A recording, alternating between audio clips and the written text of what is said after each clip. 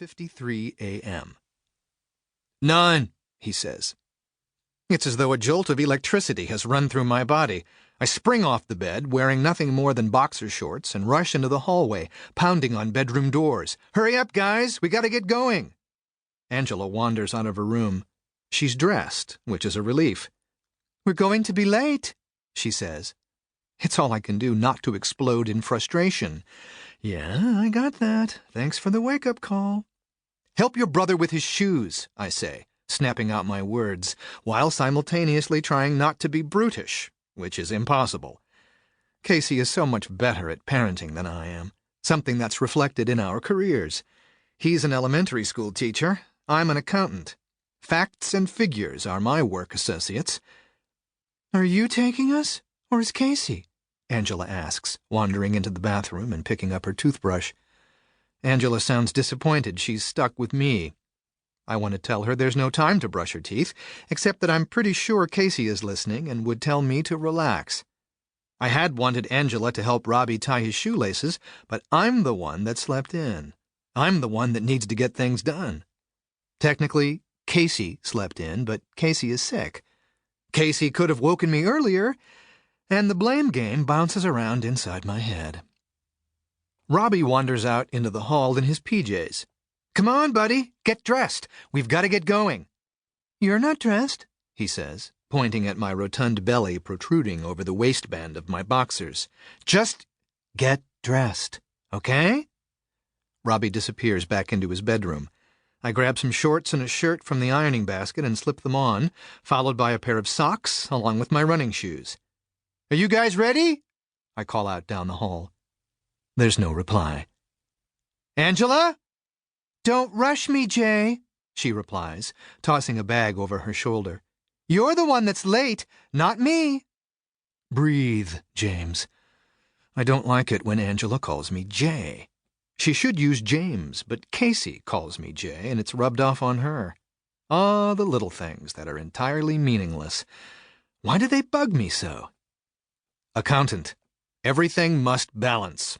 Everything has a place, a purpose, and needs to be tracked for efficiency. Casey is far better at leaving his work outside the home. "Robbie?" Robbie's got his shirt on back to front and inside out. If I weren't in such a frantic rush, I'd burst out laughing. Angela's right. We're late regardless.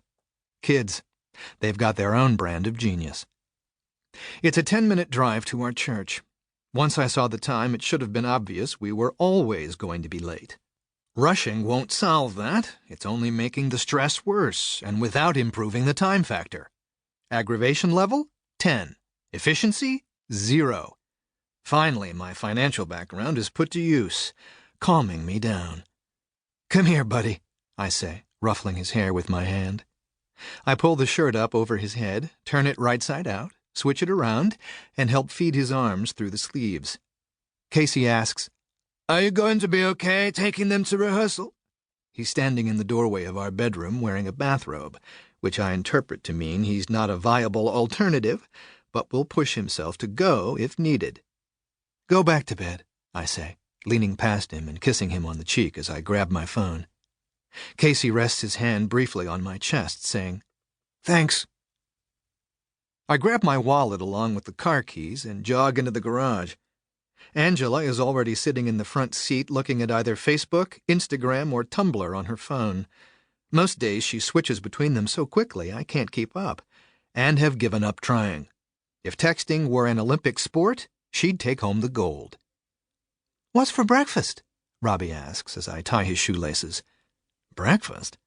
Just get in the car, bud. I'll get you something." I run back into the house and grab a couple of granola bars along with a banana from the fruit bowl. Please, let this be the last hurdle before leaving the house. I'm running around like the Flash. I jump in the car. "Is everyone buckled in?" A chorus of yeps is the reply. After checking anyway, I reverse out of the driveway. Rain pours down. Windshield wipers swish in time with my madly beating heart. "I had a bad dream," Robbie says as I toss him and Angela a granola bar each. "Really?" I say, peeling the banana and taking a bite. I guess it's a bit of a leading question, but I'm not actually interested in